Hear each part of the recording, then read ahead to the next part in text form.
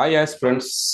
Welcome to Success Secret 2024 current affairs year round up క్లాసులలో భాగంగా level 2 questions year round up క్లాసులో భాగంగా మీకు ఇప్పటి వరకు అందించినటువంటి క్లాసులు ఖచ్చితంగా ఎంతో ఉపయోగపడ్డాయని ఆశిస్తున్నాను.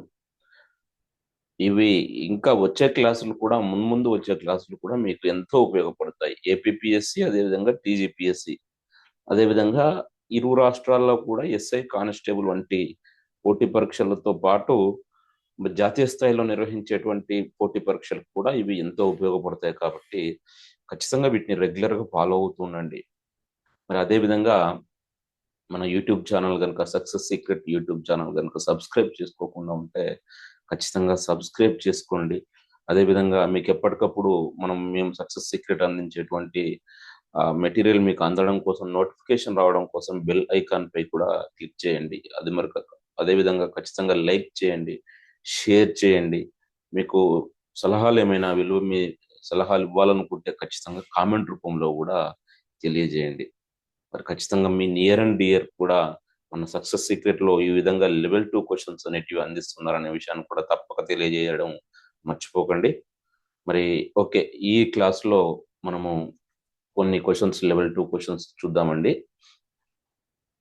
ఒకటి, ఇది చూస్తే జాతీయ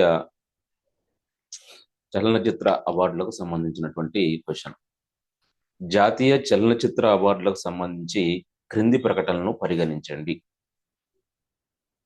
ఏ, జాతీయ చలనచిత్ర అవార్డులో భాగంగా అందించే 2 కేటగిరీల అవార్డులకు పేర్లు మారుస్తున్నట్లు కేంద్ర సమాచార ప్రసార మంత్రిత్వ శాఖ వెల్లడించింది. B, Indira Gandhi award for best debut film అవార్డును ఇక నుంచి best debut film of year director గా వ్యవహరించనున్నారు. C, Nargis Dutt award for best feature film on national integration ను best feature film promoting national social environmental values అవార్డుగా పిలువనున్నారు. డి, దాదాసాహెబ్ ఫాల్కే అవార్డుకు ఇచ్చే రివార్డు మొత్తాన్ని 15 లక్షల నుంచి 20 లక్షలకు పెంచుతూ నిర్ణయం తీసుకున్నారు అని 4 స్టేట్మెంట్లు ఇవ్వడం జరిగిందండి. ఇచ్చేసి 4 స్టేట్మెంట్లలో పై ప్రకటనలో సరైనవి ఏవి అని అడిగారు. మరి దీంట్లో చూసినట్లయితే, మరి స్టేట్మెంట్ ఏ కనుక చూసినట్లయితే, మరి ఈ జాతీయ చలనచిత్ర అవార్డులో భాగంగా 2 అవార్డులకైతే కేంద్ర సమాచార ప్రసార మంత్రిత్వ శాఖ పేర్లు మార్చడం అయితే జరిగింది. కాబట్టి స్టేట్మెంట్ ఏ అనేది కరెక్ట్ స్టేట్మెంట్. మరి స్టేట్మెంట్ బి కనుక చూసినట్లయితే, Indira Gandhi award for best debut film అవార్డును ఇక నుంచి best debut film of year director గా వ్యవహరించనున్నారు అనేటి స్టేట్మెంట్, ఇది కూడా కరెక్ట్ స్టేట్మెంటే. Indira Gandhi award for best debut film అవార్డును ఇప్పటి నుంచి ఇంకా best debut film of year director గా వ్యవహరించనున్నారు. Next C, Nargis Dutt award for best feature film on a national integration best feature Nargis Dutt award for best feature film on national integration ను best feature film promoting national social environmental values అవార్డుగా పిలువనున్నారు. మరి statement C కూడా కరెక్టేనండి. Next statement D కనుక చూసినట్లయితే, ఈ దాదాసాహెబ్ ఫాల్కే అవార్డుకి ఇచ్చేటువంటి రివార్డు మొత్తాన్ని 15 లక్షల నుంచి 20 లక్షలకు పెంచుతూ నిర్ణయం తీసుకున్నారు అని స్టేట్మెంట్ డి పేర్కొంటుంది. మరి ఈ స్టేట్మెంట్ డి అనేది రాంగ్ స్టేట్మెంట్ అండి. ఎందుకంటే ఈ యొక్క దాదాసాహెబ్ ఫాల్కే అవార్డుకు ఇచ్చే ఒక రివార్డును 15 లక్షల నుంచి 20 లక్షలకు పెంచలేదు. ఇప్పటి వరకు 10 లక్షలు ఇచ్చేవారు, దాన్ని 15 లక్షలకు పెంచుతూ నిర్ణయం అయితే తీసుకున్నారు. కాబట్టి స్టేట్మెంట్ డి అనేది రాంగ్ స్టేట్మెంట్. ఏబిసి ఈ 3 మాత్రమే కరెక్ట్ స్టేట్మెంట్లు. కాబట్టి మనం ఆన్సర్గా 2ను గుర్తించాల్సి అయితే ఉంటుందండి. ఏబిసి సరైనవి అని. ఇది మరి మనం ఇప్పుడు కనుక చూసుకున్నట్లయితే మరి జాతీయ చలనచిత్ర అవార్డులలో రెండు అవార్డుల యొక్క పేర్లు మార్చడం జరిగింది. మరి అవి ఏంటి అంటే Indira Gandhi award for best debut film అవార్డును best debut film of a director గా పిలుస్తారు. మరి అదేవిధంగా Nargis Dutt award for best feature film on national integration ను best feature film promoting national social environmental values అవార్డుగా పిలువనున్నారు. మరి అదేవిధంగా ఇప్పటి వరకు దాదాసాహెబ్ ఫాల్కే అవార్డుకు ఇప్పటి వరకు ఏమో ఈ దాదాసాహెబ్ ఫాల్కే అవార్డుకు 10 లక్షల రివార్డును ఇచ్చేవారు. కానీ ఇక నుంచి 15 లక్షలు ఈ రివార్డు అయితే ఇవ్వనున్నారు. మరి అదేవిధంగా ఈ Indira Gandhi award for best debut film అవార్డును మరి పేరు మార్చిందని చెప్పుకున్నాం కాబట్టి అదేంటి best debut film of year director గా పిలువనున్నారు. మరి ఇప్పటి వరకు ఈ అవార్డు కింద ఇచ్చేటువంటి పారితోషికాన్ని నిర్మాతకు దర్శకుడికి ఇద్దరికి సమానంగా ఇచ్చేవారు. కానీ ఇక నుంచి ఈ అవార్డును దీని ద్వారా వచ్చేటువంటి ఈ పారితోషికాన్ని కేవలం డైరెక్టర్ కు మాత్రమే ఇవ్వనున్నారు, నిర్మాతకు ఇవ్వడం లేదు. అదే అండి. మరి మొత్తానికి చూసినట్లయితే మరి దీనికి సంబంధించి ఒకవేళ డైరెక్ట్ క్వశ్చన్లు వచ్చినట్లయితే ఏ విధంగా వచ్చే అవకాశం ఉందని అంటే మరి ఇటీవల చలనచిత్ర అవార్డుల్లో ఎన్ని అవార్డుల యొక్క పేర్లు మార్చడం జరిగింది అని అంటే 2 అవార్డులు. మరి అదేవిధంగా Indira Gandhi award for best debut film అవార్డును యొక్క పేరును ఏ విధంగా మార్చారు అంటే best debut film of a director. Next Nargis Dutt award for best feature film on national integration అవార్డును పేరును ఏ విధంగా మార్చారు అంటే best feature film promoting national social environmental values award. అదేవిధంగా దాదాసాహెబ్ ఫాల్కే అవార్డు కింద ఇచ్చేటువంటి రివార్డును ఎంతకు పెంచారు అంటే 15 లక్షలకు పెంచారు అనేది మనం ఆన్సర్గా ఇవ్వాల్సి ఉంటుందండి. నెక్స్ట్ క్వశ్చన్ మనం చూసినట్లయితే క్రింది ప్రకటనలను పరిగణించండి. ఏ అండర్-19 ప్రపంచ కప్ 2024ను ఆస్ట్రేలియా జట్టు గెలుచుకుంది. బి ఫైనల్లో డిఫెండింగ్ ఛాంపియన్ ఇండియాపై విజయం సాధించింది అని 2 స్టేట్మెంట్లు ఇచ్చి మరి ఈ 2 స్టేట్మెంట్లలో సరైనవి ఏవి అని అడగడం జరిగిందండి. మరి దీంట్లో చూసినట్లయితే స్టేట్మెంట్ ఏ గనుక చూసినట్లయితే అండర్-19 ప్రపంచ కప్ 2024 యొక్క విజేత ఎవరు అని అంటే అది ఆస్ట్రేలియా జట్టే. కాబట్టి స్టేట్మెంట్ ఏ అనేది కరెక్ట్ స్టేట్మెంట్. నెక్స్ట్ ఫైనల్లో డిఫెండింగ్ ఛాంపియన్ ఇండియాపై విజయం సాధించింది. మరి బి కూడా కరెక్ట్ స్టేట్మెంటే.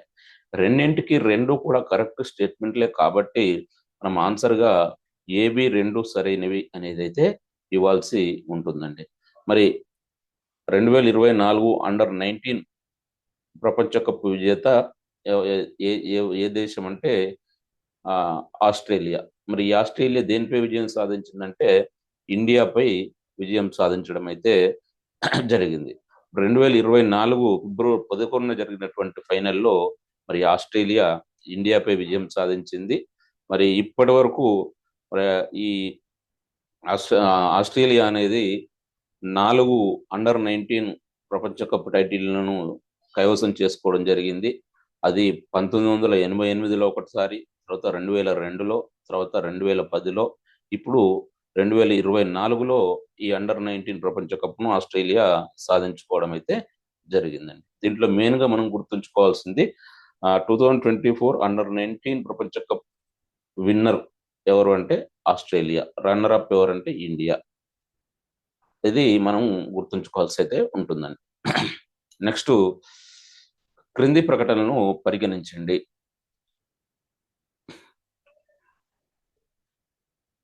ఏ తెలంగాణ మీడియా అకాడమీ చైర్మన్ గా కల్మెకొలను శ్రీనివాస్ రెడ్డి నియమితులయ్యారు.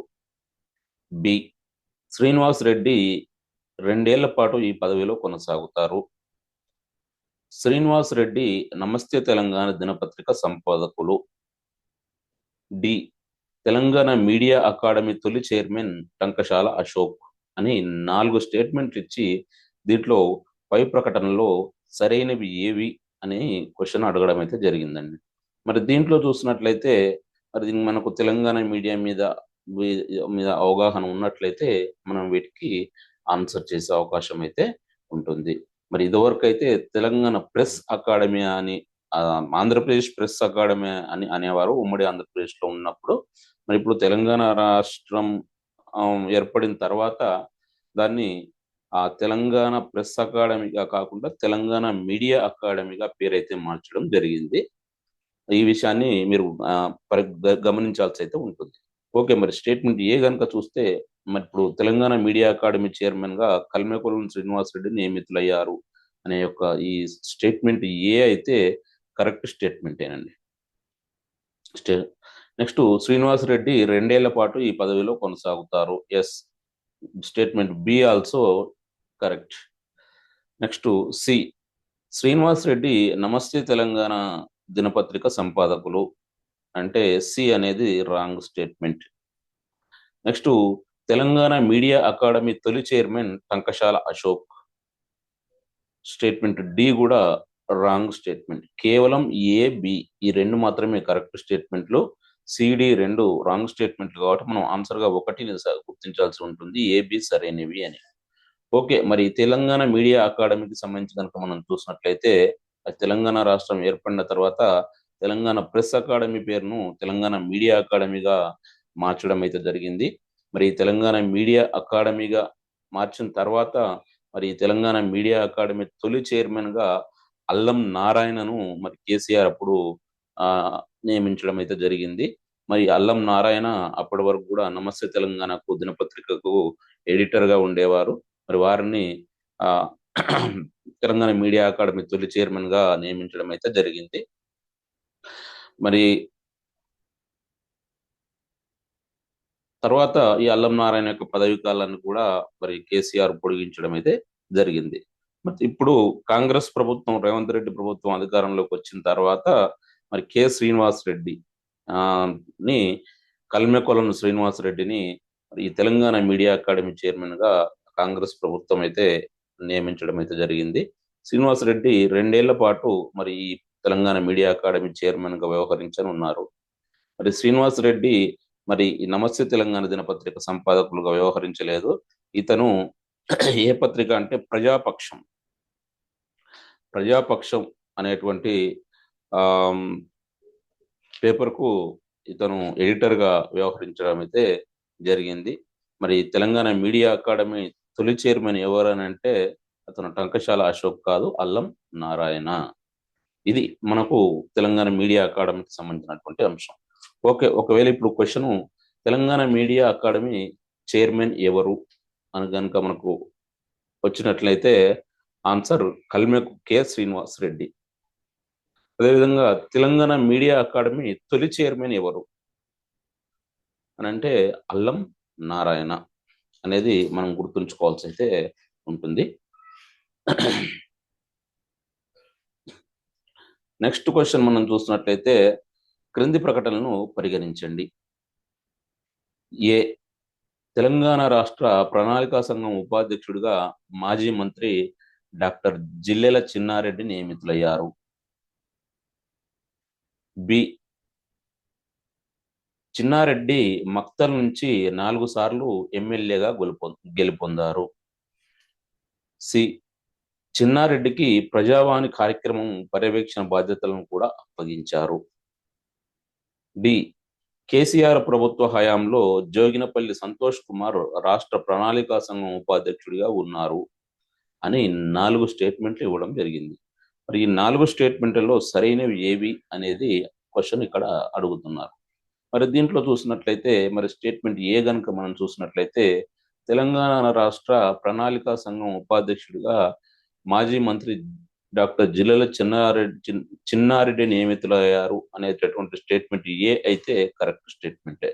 ప్రస్తుతం మరి తెలంగాణ రాష్ట్ర ప్రణాళికా సంఘం ఉపాధ్యక్షుడు ఎవరు అంటే డాక్టర్ జిల్లెల చిన్నారెడ్డి. ఇతను మాజీ మంత్రి. మరి నెక్స్ట్ బి చూసినట్లయితే చిన్నారెడ్డి మక్తల్ నుంచి 4 సార్లు ఎమ్మెల్యేగా గెలుపొందారు. మరి ఈ స్టేట్మెంట్ బి అనేది అయితే రాంగ్. ఎందుకంటే ఇతను మక్తల్ నుంచి 4 సార్లు ఎమ్మెల్యేగా ఎన్నిక కాలేదు. మరి ఎక్కడి నుంచి ఎన్నికయ్యారంటే వనపర్తి నుంచి ఇతను 4 సార్లు చిన్నారెడ్డి ఆ వనపర్తి నుంచి, అంటే ఉమ్మడి మహబూబ్ నగర్ జిల్లాలో అప్పుడు వనపర్తి నుంచి 4 సార్లు ఎమ్మెల్యేగా గెలుపొందడం అయితే జరిగింది. మరి అదేవిధంగా సి చూసినట్లయితే చిన్నారెడ్డికి ప్రజావాణి కార్యక్రమం పర్యవేక్షణ బాధ్యతను కూడా అప్పగించారు. మరి ప్రజల యొక్క సమస్యలు వినడం కోసం మరి కాంగ్రెస్ ప్రభుత్వం చేపట్టినటువంటి ఈ యొక్క ప్రజావాణి కార్యక్రమం బాధ్యతలను కూడా మరి చిన్నారెడ్డికి రాష్ట్ర ప్రభుత్వం అయితే అప్పగించింది. కాబట్టి స్టేట్మెంట్ సి అనేది కరెక్ట్ స్టేట్మెంటే. నెక్స్ట్, కేసీఆర్ ప్రభుత్వ హయాంలో జోగినపల్లి సంతోష్ కుమార్ రాష్ట్ర ప్రణాళికా సంఘం ఉపాధ్యక్షుడిగా ఉన్నారు. అంటే మరి స్టేట్మెంట్ డి అనేది రాంగ్ అండి. ఎందుకంటే కేసీఆర్ ప్రభుత్వ హయాంలో జోగినపల్లి సంతోష్ కుమార్ రాష్ట్ర ప్రణాళికా సంఘం ఉపాధ్యక్షుడిగా లేరు. ఇతను రాజ్యసభ సభ్యుడిగా ఉన్నారు. మరి రాష్ట్ర ప్రణాళికా సంఘం సభ్యుడిగా ఉన్నది ఎవరు అంటే బోయినపల్లి వినోద్ కుమార్. కేసీఆర్ హయాంలో మరి రాష్ట్ర ప్రణాళిక సంఘం ఉపాధ్యక్షుడిగా ఉన్నది బోయినపల్లి వినోద్ కుమార్. ఓకే, మరి దీనికి సంబంధించి కనుక మనం ఒక్కసారి కనుక చూసినట్లయితే మరి రాష్ట్ర ప్రణాళికా సంఘం ప్రస్తుత అధ్యక్షుడు డాక్టర్ జిల్లెల చిన్నారెడ్డి. మరి ఇతను వనపర్తి నుంచి 4 సార్లు ఎమ్మెల్యేగా కూడా ఎన్నిక కావడం అయితే జరిగింది. మరి చిన్నారెడ్డి ఈ ప్రజావాణి కార్యక్రమం యొక్క బాధ్యతలను కూడా నిర్వహించనున్నారు. మరి అదేవిధంగా మరి కేసీఆర్ హయాంలో రాష్ట్ర ప్రణాళిక సంఘం ఉపాధ్యక్షుడిగా ఉన్నది ఎవరు అంటే బోయినపల్లి వినోద్ కుమార్. మరి చిన్నారెడ్డికి సంబంధించి కనుక మనం చూసినట్లయితే మరి ఈ జి చిన్నారెడ్డి వనపర్తి నుంచి 4 సార్లు ఎమ్మెల్యేగా ఎన్నిక కావడం అయితే జరిగింది. ఇతను మరి ఉమ్మడి ఆంధ్రప్రదేశ్ లో తెలంగాణ రాష్ట్ర సాధన కోసం ఒక కాంగ్రెస్ ఫోరాన్ని కూడా ఏర్పాటు చేసి 2001 నుంచి 2003 వరకు కన్వీనర్ గా కూడా పనిచేయడం జరిగింది. ఉమ్మడి ఆంధ్రప్రదేశ్ లో తెలంగాణ రాష్ట్ర సాధన కోసం ఒక ఫోరాన్ని ఏర్పాటు చేసి 2001 నుంచి 3 వరకు కన్వీనర్ గా పనిచేశారు.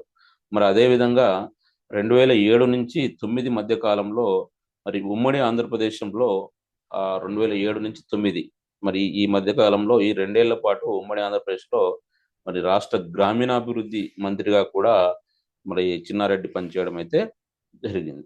ఇది అండి మరి చిన్నారెడ్డికి సంబంధించినటువంటి అంశం.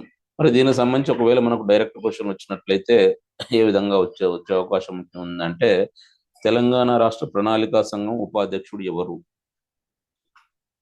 అంటే డాక్టర్ జిల్లెల చిన్నారెడ్డి, జి చిన్నారెడ్డి. తెలంగాణ రాష్ట్ర ప్రభుత్వం ప్రజావాణి కార్యక్రమం పర్యవేక్షణ బాధ్యతలను ఎవరికి అప్పగించింది అంటే జి చిన్నారెడ్డి. కేసీఆర్ ప్రభుత్వ హయాంలో తెలంగాణ రాష్ట్ర ప్రణాళికా సంఘం ఉపాధ్యక్షుడిగా ఎవరు ఉన్నారు అంటే బోయినపల్లి వినోద్ కుమార్. మరి తెలంగాణ రాష్ట్ర ప్రణాళికా సంఘం చైర్మన్ గా ఎవరు వ్యవహరిస్తారు అని అంటే ముఖ్యమంత్రి వ్యవహరిస్తారు. నెక్స్ట్ చూసినట్లయితే నెక్స్ట్ క్వశ్చన్, క్రింది స్టేట్మెంట్లను పరిగణించండి. ఏ, యుఎన్ ఆధారిత వరల్డ్ హ్యాపీ ఇండెక్స్ లో భారత్ 126వ స్థానంలో నిలిచింది.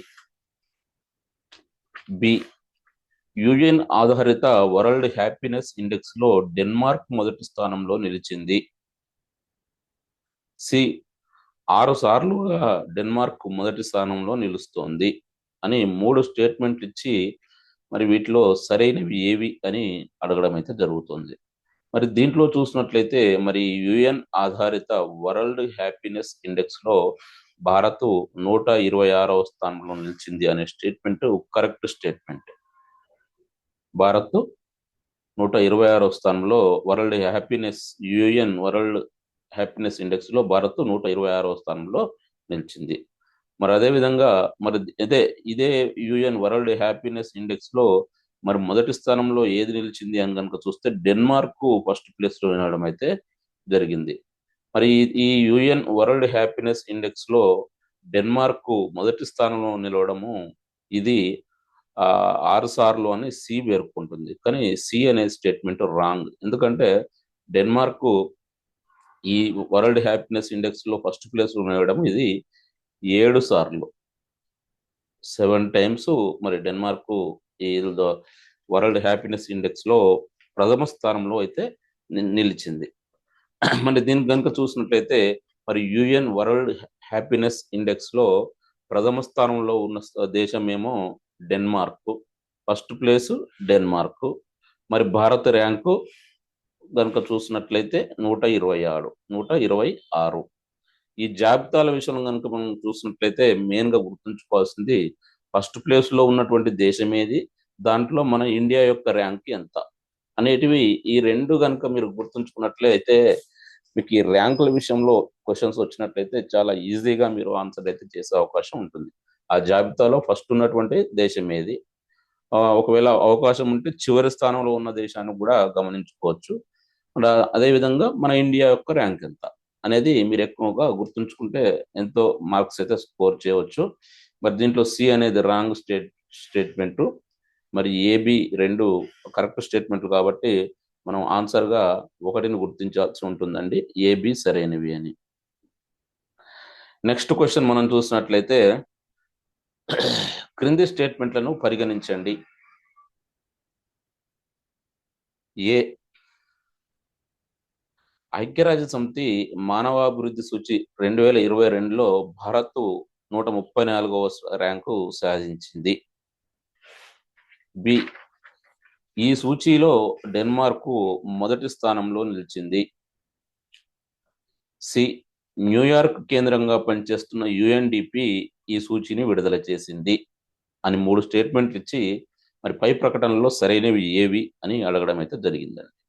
మరి దీంట్లో స్టేట్మెంట్ ఏ గనుక చూసినట్లయితే మనము ఐక్యరాజ్య సమితి మానవాభివృద్ధి సూచి 2022లో భారత్ 134వ ర్యాంకు సాధించింది అనేటువంటి స్టేట్మెంట్ కరెక్ట్ స్టేట్మెంట్. మీరు ఇక్కడ చూడండి, మానవాభివృద్ధి సూచి 2022, ఈ ఇయర్ కూడా మనం కన్ఫ్యూజ్ కాకూడదు. ఐక్యరాజ్య సమితి మానవాభివృద్ధి సూచి 2022లో భారత్ యొక్క ర్యాంక్ ఎంత అంటే 134.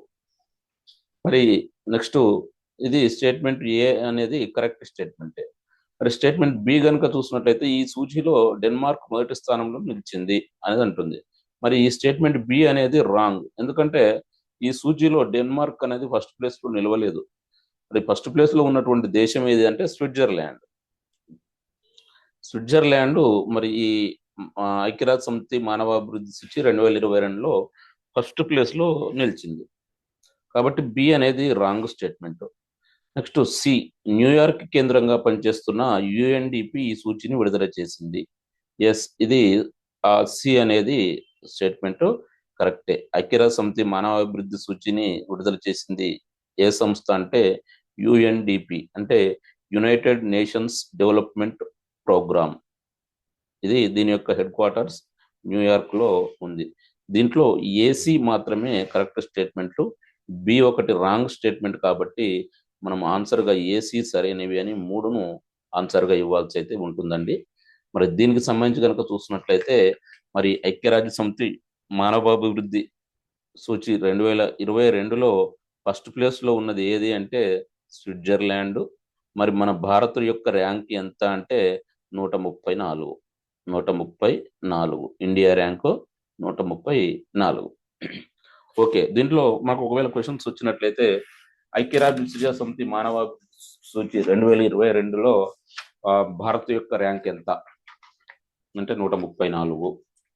మరి అదేవిధంగా ఐక్యరాజ్య సమితి మానవాభివృద్ధి సూచి 2022లో ప్రథమ స్థానంలో నిలిచిన దేశం ఏది? స్విట్జర్లాండ్.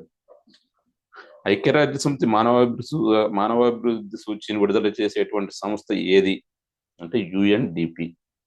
యుఎన్డిపి ప్రధాన కార్యాలయం ఎక్కడ ఉంది? న్యూయార్క్. ఇట్లా ఈ విధంగా మనం గుర్తుంచుకోవాల్సి అయితే ఉంటుందండి. నెక్స్ట్ క్వశ్చన్ మనం చూసినట్లయితే క్రింది స్టేట్మెంట్లను పరిగణించండి.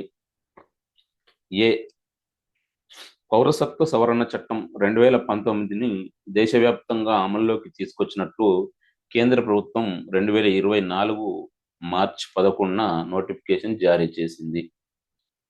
బి సిఏఏ 2019 చట్టం ప్రకారం మతపరమైన ఊచకోత బాధితులైన మైనారిటీలకు భారత పౌరసత్వం కల్పిస్తారు. సి 2014 డిసెంబర్ 31కి ముందు పాకిస్తాన్, బంగ్లాదేశ్, ఆఫ్ఘనిస్తాన్ నుంచి వలస వచ్చిన ముస్లిమేతర శరణార్థులు ఇందుకు అర్హులు. డి అసోం, మేఘాలయ, మిజోరం, త్రిపురల్లోని గిరిజన ప్రాంతాలను ఈ చట్టం పరిధి నుంచి మినహాయించారు అని 4 స్టేట్మెంట్లు ఇచ్చేసి ఈ 4గింటిలో సరైనవి ఏవి అనేది అడగడం అయితే జరుగుతుందండి. మరి దీంట్లో చూసినట్లయితే మరి ఈ సిఏఏ 2019 చట్టం కనుక మనం చూసినట్లయితే ఒక్కసారి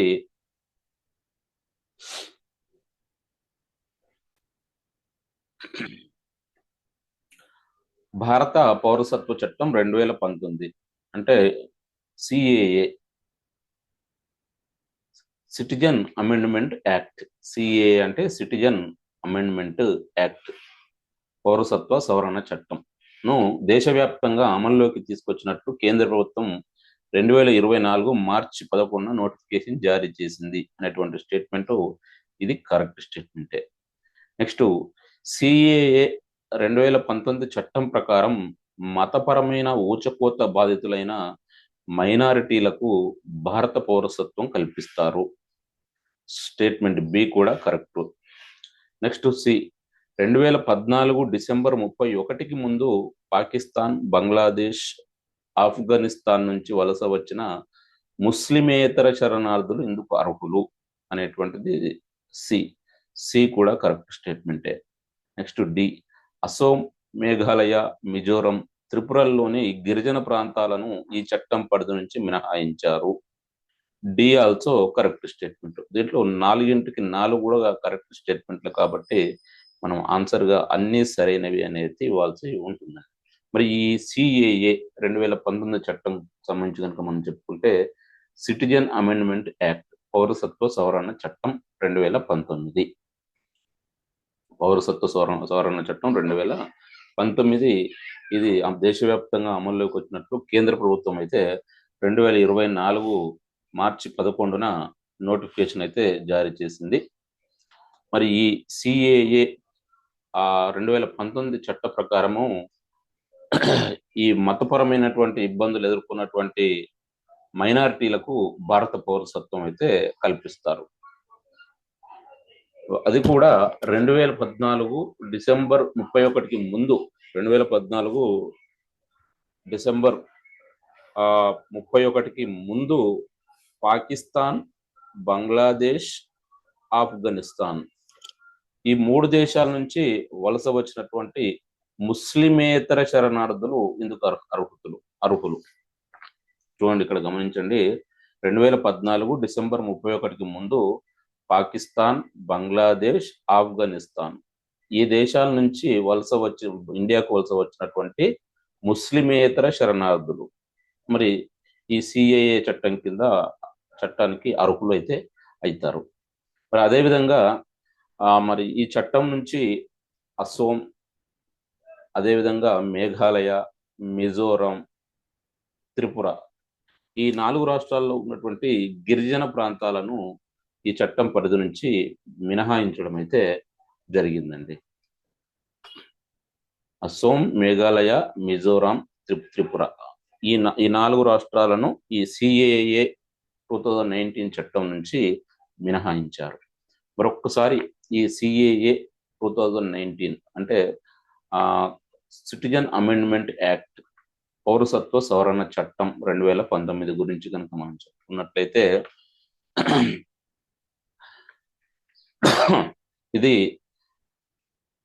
ఈ చట్టం ప్రకారం ఈ మతపరమైనటువంటి ఊచకోత బాధితులైనటువంటి మైనారిటీలకు భారత పౌరసత్వం అయితే కల్పిస్తారు. అది కూడా 2014 డిసెంబర్ 31కి ముందు పాకిస్తాన్, బంగ్లాదేశ్, ఆఫ్ఘనిస్తాన్ ఈ 3 దేశాల నుంచి వలస వచ్చినటువంటి ముస్లిమేతర శరణార్థులు, అంటే ముస్లింలు కానటువంటి శరణార్థులు దీనికి ఈ సిఏఏ 2019 కు కింద అర్హులైతారు. మరి అదేవిధంగా ఈ చట్టం నుంచి కొన్ని ప్రాంతాలను మినహాయించడం జరిగింది.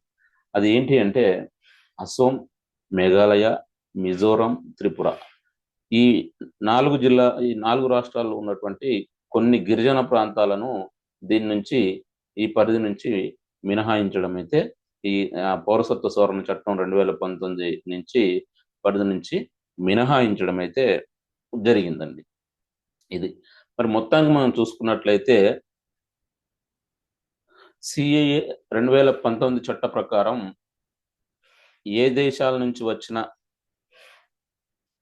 ముస్లిమేతర శరణార్థులకు భారత పౌరసత్వం కల్పిస్తారు అని మనకు ఒక 4 ఆప్షన్లు ఇచ్చి 4ట్లో కొన్ని దేశాలు కనుక ఇచ్చేసినట్లయితే అవి ఏంటి అంటే పాకిస్తాన్, ఆఫ్ఘనిస్తాన్, బంగ్లాదేశ్. గుర్తుంచుకోండి, పాకిస్తాన్, ఆఫ్ఘనిస్తాన్, బంగ్లాదేశ్. మరి అది కూడా ఎప్పటి వరకు వలస వచ్చిన వారికి మరి ఈ సిఏఏ 2019 ప్రకారం ఏ తేదీ నాటికి భారత్కు వలస వచ్చిన వారికి వలస వచ్చిన ముస్లిమేతర శరణార్థులకు పౌరసత్వం కల్పిస్తారు అంటే 2014 డిసెంబర్ 31 కంటే ముందు వచ్చిన వారికి. మరి ఏ రాష్ట్రాల్లోని గిరిజన ప్రాంతాలను మరి ఈ సిఏఏ 2019 చట్టం పరిధి నుంచి మినహాయించారు అంటే అసోం, మేఘాలయ, మిజోరాం, త్రిపుర, ఈ రాష్ట్రాల్లోని గిరిజన ప్రాంతాలను మినహాయించడం అయితే జరిగింది. నెక్స్ట్ చూసినట్లయితే మనము క్రింది స్టేట్మెంట్లను పరిగణించండి అని. స్టేట్మెంట్ ఏ, దేశంలో జమిలీ ఎన్నికలను మాజీ రాష్ట్రపతి రామ్నాథ్ కోవింద్ నేతృత్వంలోని ఉన్నత కమిటీ సిఫారసు చేసింది. బి, తొలి దశలో లోక్సభ, అసెంబ్లీలకు జమిలీ ఎన్నికలు నిర్వహించాలని, ఆ తర్వాత రెండో దశలో ఈ ఎన్నికలకు మున్సిపాలిటీలు, గ్రామ పంచాయతీల ఎన్నికలను జత చేయాలని పేర్కొంది. సి, తెలుగు రాష్ట్రాల నుంచి ప్రాతినిధ్యం వహిస్తున్న తెలుగుదేశం, భారాస, వైకాపా వ్యతిరేకించాయని, మజ్లిస్ పార్టీ స్పందించలేదని పేర్కొంది అని 3 స్టేట్మెంట్లు ఇచ్చి దీంట్లో సరైనవి ఏవి అని అడగడం అయితే జరిగిందండి.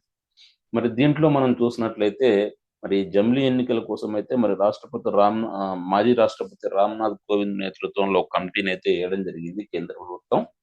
మరి దానికి సంబంధించి కనుక మనం చూసినట్లయితే మరి స్టేట్మెంట్ ఏ కనుక చూసినట్లయితే దేశంలో జమిలీ ఎన్నికలను మాజీ రాష్ట్రపతి రామ్నాథ్ కోవింద్ నేతృత్వంలోని ఉన్నత స్థాయి కమిటీ సిఫారసు చేసింది అని అంటే స్టేట్మెంట్ ఏ కరెక్టే. జమిలీ ఎన్నికలను ఈ రామ్నాథ్ కోవింద్ కమిటీ సిఫారసు చేయడం అయితే జరిగింది. మరి ఏమని జరిగింది.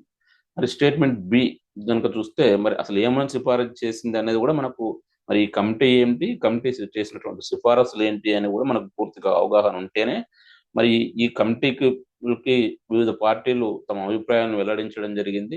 దాంట్లో ఏ పార్టీ ఏ అభిప్రాయాన్ని వ్యక్తం చేసింది అనేది కూడా మనకు తెలిసి ఉంటేనే పూర్తిగా మనం ఈ ఆన్సర్కి అయితే ఈ క్వశ్చన్కి అయితే కరెక్ట్ ఆన్సర్ మనం ఇవ్వగలుగుతాం. ఓకే, నెక్స్ట్ మరి స్టేట్మెంట్ బి కనుక చూసినట్లయితే తొలి దశలో లోక్సభ, అసెంబ్లీలకు జమిలీ ఎన్నికలు నిర్వహించాలని, ఆ తర్వాత రెండో దశలో ఈ ఎన్నికలకు మున్సిపాలిటీలు, గ్రామ పంచాయతీల ఎన్నికలను జత చేయాలని పేర్కొంది అంటే స్టేట్మెంట్ బి కూడా కరెక్టేనండి. నెక్స్ట్ సి, తెలుగు రాష్ట్రాల నుంచి ప్రాతినిధ్యం వహిస్తున్న తెలుగుదేశం, భారాస, వైకాపా వ్యతిరేకించాయని, మజ్లిస్ పార్టీ స్పందించలేదని పేర్కొంది అని అంటే మరి స్టేట్మెంట్ సి అనేది రాంగ్ అండి. ఎందుకనంటే మరి ఈ తెలుగు రాష్ట్రాల నుంచి ప్రాతినిధ్యం వహిస్తున్నటువంటి తెలుగుదేశం పార్టీ కానివ్వండి, భారాస అంటే భారత రాష్ట్ర సమితి అంటే ఒకటి తెలంగాణ రాష్ట్ర సమితి కానివ్వండి, తర్వాత వైకాపా, వైఎస్ఆర్ కాంగ్రెస్ పార్టీ కానీ ఈ జమిలీ ఎన్నికలపై స్పందించలేదు. ఇవి వ్యతిరేకించడం కానీ అనుకూలంగా ఇవ్వడం కానీ చెప్పలేదు. అసలు ఎలాంటి తమ యొక్క అభిప్రాయాన్ని వెల్లడి చేయలేదు. ఒక మజ్లిస్ పార్టీ మాత్రం ఖచ్చితంగా ఈ జమిలీ ఎన్నికలను వ్యతిరేకించడం జరిగింది. కాబట్టి స్టేట్మెంట్ సి అనేది రాంగ్ స్టేట్మెంట్.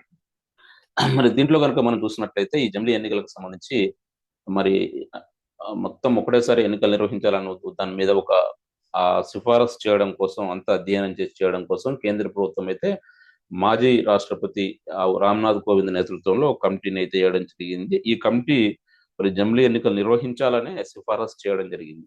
మరి అది కూడా ఏ రకంగా అంటే ఈ మొదటి దశలో ఏమో లోక్సభ అసెంబ్లీలకు ఎన్నికలు నిర్వహించాలని, తర్వాత రెండవ దశలో మరి ఈ ఎన్నికలకు మున్సిపాలిటీ అదేవిధంగా గ్రామ పంచాయతీ ఎన్నికలను యాడ్ చేయాలని కూడా పేర్కొంది. మరి ఇప్పుడు మన తెలుగు రాష్ట్రాల నుంచి కనుక చూసినట్లయితే తెలుగుదేశం పార్టీ కానివ్వండి, మరి అదేవిధంగా బీఆర్ఎస్ కానివ్వండి, తర్వాత వైసీపీ కానివ్వండి, వీటి మీద ఎలాంటి తమ అభిప్రాయాన్ని అయితే వ్యక్తం చేయలేదు. మజ్లిస్ పార్టీ మాత్రము ఈ జమిలీ ఎన్నికలను వ్యతిరేకించడం అయితే జరిగింది. మరి మన జాతీయ పార్టీలకు కనుక చూసినట్లయితే, మరి జాతీయ పార్టీల విషయాన్ని కనుక చూస్తే బీజేపీ అయితే అనుకూలంగా ఇవ్వడం జరిగింది, కాంగ్రెస్ వ్యతిరేకించడం జరిగింది. జాతీయ పార్టీలు మనకు సంబంధించి కనుక చూసినట్లయితే మరి ఇవి మన దగ్గర ఉన్నటువంటి ప్రాంతీయ పార్టీలు అయినటువంటి బీఆర్ఎస్, వైసీపీ ఇవైతే తమ యొక్క అభిప్రాయాన్ని ఏమీ వెల్లడి చేయలేదు. కాబట్టి దీంట్లో ఏబి సరైనవి అనేది మనము ఇవ్వాల్సి అయితే ఉంటుందండి. నెక్స్ట్ చూసినట్లయితే క్రింది స్టేట్మెంట్లను పరిగణించండి. భారత ప్రధాని నరేంద్ర మోడీ 2024 మార్చి 22, 23 తేదీల్లో భూటాన్లో పర్యటించారు. బి. భూటాన్ ప్రధాని జిగ్మే కేసర్ నంగియల్ వాంగ్చుక్. సి. భూటాన్ రాజు సెరింగ్ టొబ్గే. డి. భూటాన్ దేశ అత్యున్నత పౌర పురస్కారమైన ఆర్డర్ ఆఫ్ ది డ్రూక్ గ్యాల్పోను అందుకున్న తొలి విదేశీ ప్రభుత్వాధినేత నరేంద్ర మోదీ. పై ప్రకటనలో సరైనవి ఏవి అని 4 స్టేట్మెంట్లు ఇచ్చి దీంట్లో సరైనవి ఏవి అని అడగడం అయితే జరిగిందండి. మరి దీంట్లో కనుక మనము చూసినట్లయితే భారత ప్రధాని నరేంద్ర మోడీ అయితే 2024 మార్చి 22, 23 తేదీల్లో భూటాన్లోనైతే పర్యటించడం జరిగింది. కాబట్టి ఈ స్టేట్మెంట్ ఏ అయితే కరెక్ట్ స్టేట్మెంట్. 2024 మార్చిలో నరేంద్ర మోడీ భూటాన్లో పర్యటించారు. మరి నెక్స్ట్ భూటాన్ ప్రధాని జిగ్మే కేసర్ నంగియల్ వాంగ్చుక్ అని అంటున్నారు. ఈ స్టేట్మెంట్ బి అనేది రాంగ్, ఇతను కాదు. భూటాన్ ప్రధాని జిగ్మే కేసర్ నంగియల్ వాంగ్చుక్ కాదు. మరి అదేవిధంగా భూటాన్ రాజు సెరింగ్ టొబ్గే, మరి భూటాన్ రాజు కూడా ఇతను కాదు. కాబట్టి C also wrong statement. Next Bhutan దేశ అత్యున్నత పౌర పురస్కారమైన ఆర్డర్ ఆఫ్ ది డ్రూక్ గ్యాల్పోను అందుకున్న తొలి విదేశీ ప్రభుత్వాధినేత నరేంద్ర మోడీ అంటున్నారు. ఈ డి అనేది రైట్ స్టేట్మెంట్. దీంట్లో ఈ 4 స్టేట్మెంట్లలో ఏడి 2 కరెక్ట్ స్టేట్మెంట్లు, బీసీ 2 రాంగ్ స్టేట్మెంట్లు. కాబట్టి మనం ఆన్సర్గా ఏడి సరైనవి అనేది మనం ఇవ్వాల్సి అయితే ఉంటుందండి. ఇప్పుడు దీనికి సంబంధించి కనుక మనం చెప్పుకున్నట్లయితే మరి భారత ప్రధాని అయినటువంటి నరేంద్ర మోడీ అయితే 2024 మార్చి 22, 23 తేదీల్లో భూటాన్లోనైతే పర్యటించడం జరిగింది. మరి ఈ సందర్భంగా మరి అక్కడ భూటాన్ దేశ అత్యున్నత పురస్కారమైనటువంటి order of the Druk గ్యాల్పోను Narendra మోడీకి భూటాన్ ప్రభుత్వం అందజేయడం జరిగింది. మరి ఈ భూటాన్ దేశ అత్యున్నత పురస్కారమైనటువంటి ఈ ఆర్డర్ ఆఫ్ ది డ్రూక్ గ్యాల్పోను అందుకున్నటువంటి తొలి విదేశీ ప్రభుత్వాధినేత ఎవరు అని అంటే మన ప్రధాని నరేంద్ర మోడీ. మరి ఇక్కడ భూటాన్ ప్రధాని ఎవరు అని కనుక చూస్తున్నట్లయితే భూటాన్ ప్రధాని ఏమో సెరింగ్ టొబ్గే. మరి భూటాన్ రాజు కనుక చూసినట్లయితే జిగ్మే కేసర్ నంగియల్ వాంగ్చుక్. దీంట్లో మీకు కన్ఫ్యూజ్ చేయడం కోసం భూటాన్ ప్రధానిని రాజుగా ఇవ్వడం జరిగింది, రాజును ప్రధానిగా ఇవ్వడం జరిగింది. చూడండి, భూటాన్ ప్రధాని ఏమో సెరింగ్ టొబ్గే, భూటాన్ రాజు జిగ్మే కేసర్ నంగియల్ వాంగ్చుక్ అనేది మనం గుర్తుంచుకోవాల్సి ఉంటుందండి. దీనికి సంబంధించి మనం చూసినట్లయితే భారత ప్రధాని నరేంద్ర మోడీకి ఇటీవల ఆర్డర్ ఆఫ్ ది డ్రూక్ గ్యాల్పోను ప్రదానం చేసినటువంటి దేశం ఏది అని అంటే భూటాన్. అదేవిధంగా భారత ప్రధాని నరేంద్ర మోడీకి ఇటీవల భూటాన్ దేశం ప్రదానం చేసిన ఆ దేశ అత్యున్నత పురస్కారం పేరు ఏమిటి అంటే order of the Druk Gyalpo. Bhutan దేశ అత్యున్నత పురస్కారమైనటువంటి ఆర్డర్ ఆఫ్ ది డ్రూక్ గ్యాల్పోను అందుకున్నటువంటి తొలి విదేశీ ప్రభుత్వ అధినేత ఎవరు అంటే భారత ప్రధాని నరేంద్ర మోడీ అని మనం ఆన్సర్గా ఇవ్వాల్సి అయితే ఉంటుందండి. నెక్స్ట్ చూసినట్లయితే క్రింది ప్రకటనను పరిగణించండి. ఏ రష్యా అధ్యక్షుడిగా వ్లాదిమిర్ పుతిన్ 5వసారి ఎన్నికయ్యారు. బి బేరింగ్ జలసంధి రష్యాను జపాన్ నుండి విడదీస్తుంది. సి లా పెరౌసి జలసంధి రష్యాను అమెరికా నుండి విడదీస్తుంది. డి రష్యా రాజధాని మాస్కో అని 4 స్టేట్మెంట్ ఇచ్చి పై ప్రకటనలో సరైనవి ఏవి అని అడగడం జరిగింది. మరి దీంట్లో చూసినట్లయితే స్టేట్మెంట్ ఏ గనక చూసినట్లయితే రష్యా అధ్యక్షుడిగా వ్లాదిమిర్ పుతిన్ 5వసారి ఎన్నికయ్యారు అనేది ఈ స్టేట్మెంట్ ఏ అనేది కరెక్టే. మరి ఇటీవల మరి పుతిన్ మళ్ళీ రష్యా అధ్యక్షుడిగా ఎన్నిక కావడం జరిగింది. మరి నెక్స్ట్ బేరింగ్ జలసంధి రష్యాను జపాన్ నుండి విడదీస్తుంది అంటే స్టేట్మెంట్ బి అనేది రాంగ్. నెక్స్ట్ లా పెరౌసి జలసంధి రష్యాను అమెరికా నుండి విడదీస్తుంది statement C also wrong. Russia రాజధాని Moscow D correct statement. AD 2 correct స్టేట్మెంట్లు, బీసీ 2 రాంగ్ స్టేట్మెంట్లు కాబట్టి మనం ఆన్సర్గా ఏడి సరైనవి అనేది అయితే ఇవ్వాల్సి ఉంటుంది. మరి రష్యాకు సంబంధించినట్టు చూసినట్టయితే మరి ఇటీవల రష్యా అధ్యక్షుడిగా వ్లాదిమిర్ పుతిన్ ఎన్నిక కావడం జరిగింది. అతను రష్యా అధ్యక్షునిగా ఎన్నిక కావడం ఇది 5వసారి. మరి అదేవిధంగా ఈ బేరింగ్ జలసంధి అయితే రష్యాను అమెరికా నుండి విడదీయడం జరుగుతుంది. జపాన్ నుండి కాదు, ఇది అమెరికా నుండి విడదీయడం జరుగుతుంది. మరి అదేవిధంగా లా పెరౌసి జలసంధి రష్యాను జపాన్ నుండి విడదీయడం జరుగుతుంది. మరి దీనికి సంబంధించి కనుక మీకు ఒకవేళ డైరెక్ట్ క్వశ్చన్లు వచ్చినట్లయితే ఏ విధంగా వచ్చే అవకాశం ఉందనంటే మరి రష్యా అధ్యక్షుడిగా వ్లాదిమిర్ పుతిన్ ఎన్నిక కావడం ఇది ఎన్నోసారి అని అంటే 5వసారి అనేది మనం గుర్తుంచుకోవాల్సి ఉంటుంది. అదేవిధంగా మరి రష్యాను జపాన్ నుండి విడదీసేటువంటి జలసంధి పేరు ఏమిటి అని అంటే బేరింగ్ జలసంధి. అదేవిధంగా రష్యాను అమెరికా నుండి విడదీసేటువంటి జలసంధి పేరు ఏమిటి లా పెరౌసి జలసంధి.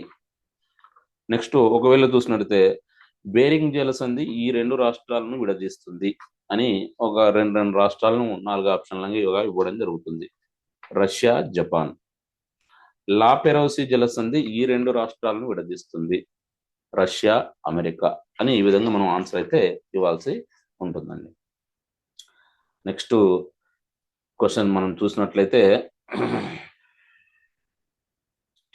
క్రింది స్టేట్మెంట్లను పరిగణించండి. పాకిస్తాన్ ప్రధానమంత్రి షెహబాజ్ షరీఫ్. బి ప్రధాని పదవిని షెహబాజ్ చేపట్టడం ఇది 2వసారి. సి పాకిస్తాన్ అధ్యక్షుడు ఆసిఫ్ అలీ జర్దారీ. డి అధ్యక్షుడిగా ఆసిఫ్ అలీ బాధ్యతలు చేపట్టడం ఇది 2వసారి అని 4 స్టేట్మెంట్ ఇచ్చి పై ప్రకటనలో సరైనవి ఏవి అని అడగడం అయితే జరిగిందండి. మరి దీంట్లో కనుక మనం చూసినట్లయితే స్టేట్మెంట్ ఏ గనుక చూస్తే పాకిస్తాన్ ప్రధానమంత్రి షెహబాజ్ షరీఫ్ అంటే మరి స్టేట్మెంట్ ఏ అయితే కరెక్ట్ స్టేట్మెంట్. నెక్స్ట్ ప్రధాని పదవిని చేపట్టడం షెహబాజ్ చేపట్టడం ఇది 2వసారి. Yes B also correct statement.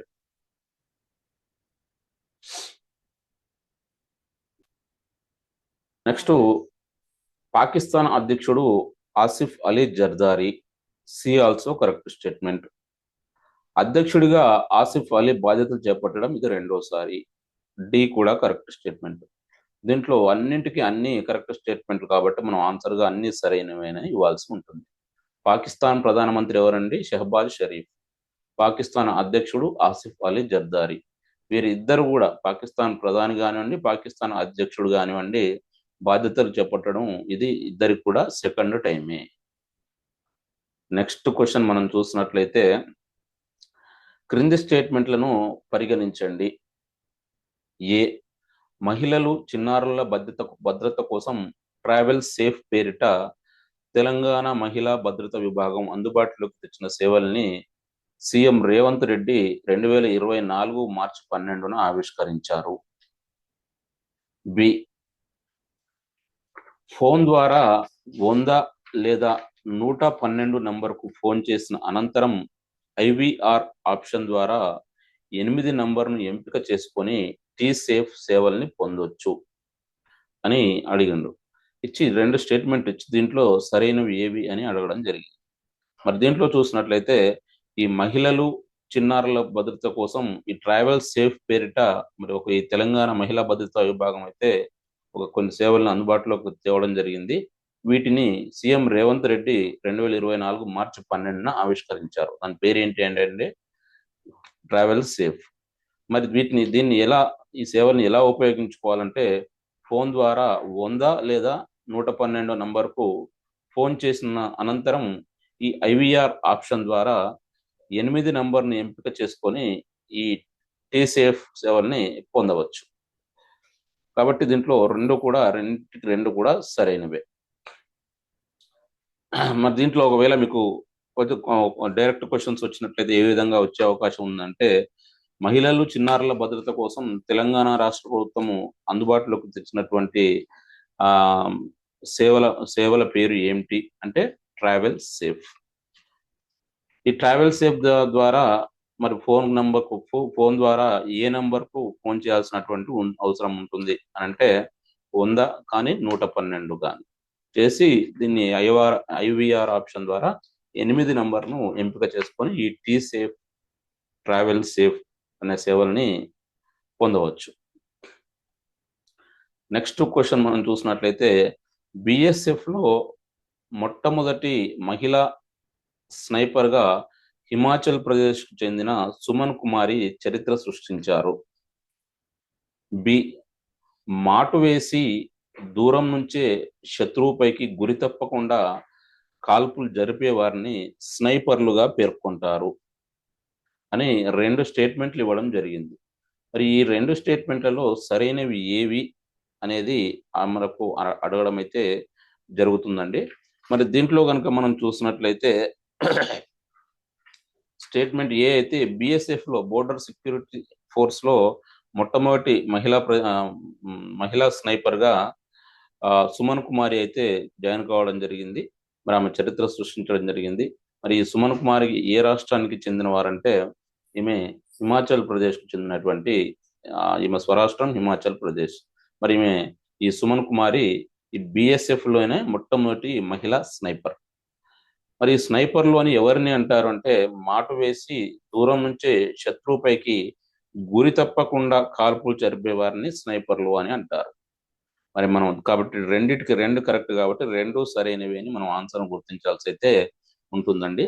దీనికి సంబంధించి మనం కనుక ఒకవేళ డైరెక్ట్ క్వశ్చన్లు వచ్చే అవకాశం ఉంటే ఏ విధంగా ఉందంటే బిఎస్ఎఫ్ లో మొట్టమొదటి మహిళా స్నైపర్ ఎవరు అనంటే ఆన్సర్ సుమన్ కుమారి. మాటు వేసి దూరం నుంచే శత్రువుపైకి గురి తప్పకుండా కాల్పులు జరిపే వారిని ఏమంటారు అంటే స్నైపర్ అని అంటారు. నెక్స్ట్ క్వశ్చన్ మనం చూసినట్లయితే క్రింది స్టేట్మెంట్లను పరిగణించండి అని 2 స్టేట్మెంట్లు ఇవ్వడం జరిగింది. మారిషస్ 56వ జాతీయ దినోత్సవాలకు భారత రాష్ట్రపతి ద్రౌపది ముర్ము 2024 మార్చి 12న ముఖ్య అతిథిగా హాజరయ్యారు. బి, ప్రపంచంలోనే మొట్టమొదటి వేద గడియారం మధ్యప్రదేశ్లోని ఉజ్జయినిలో రూపొందింది. మరి దీంట్లో చూసినట్లయితే మరి పై ప్రకటనలో సరైనవి ఏవి అని అడగడం అయితే జరిగింది. మరి స్టేట్మెంట్ ఏ గనుక చూసినట్లయితే మరి మారిషస్ అయితే ఇటీవల 2024 మార్చి 12న 56వ జాతీయ దినోత్సవాలను నిర్వహించుకోవడం జరిగింది. మరి ఈ మారిషస్ జాతీయ దినోత్సవాలకు మరి భారత రాష్ట్రపతి ద్రౌపది ముర్ము అయితే ముఖ్య అతిథిగా హాజరైంది. కాబట్టి స్టేట్మెంట్ ఏ అనేది కరెక్ట్.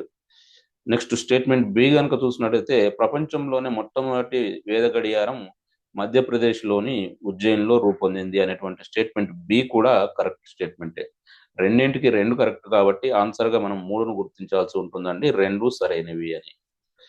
ఓకే, మరి వీటికి సంబంధించి మీరు కనుక డైరెక్ట్ క్వశ్చన్లు వచ్చేసినట్లయితే మనము చూసినట్లయితే ఇటీవల 56వ జాతీయ దినోత్సవాలు జరుపుకున్న మారిషస్ 56వ జాతీయ దినోత్సవాలకు ముఖ్య అతిథిగా హాజరైన వారు ఎవరు అని అంటే ద్రౌపది ముర్ము.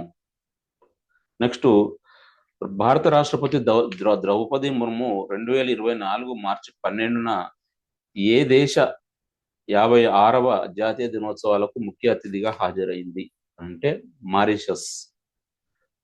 నెక్స్ట్ చూసినట్టయితే ప్రపంచంలోనే మొట్టమొదటి వేద గడియారం ఎక్కడ రూపొందింది అంటే ఉజ్జయిని.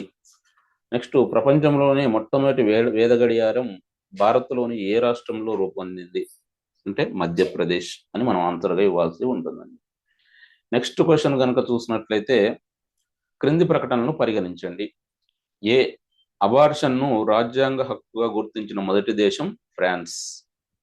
బి ఉత్తర అట్లాంటిక్ సైనిక కూటమి నాటోలో 32వ సభ్య దేశం Sweden. NATO north Atlantic treaty Organization అని మరి ఇచ్చి దీంట్లో పై ప్రకటనలో సరైనవి ఏవి అని అడగడం జరిగింది.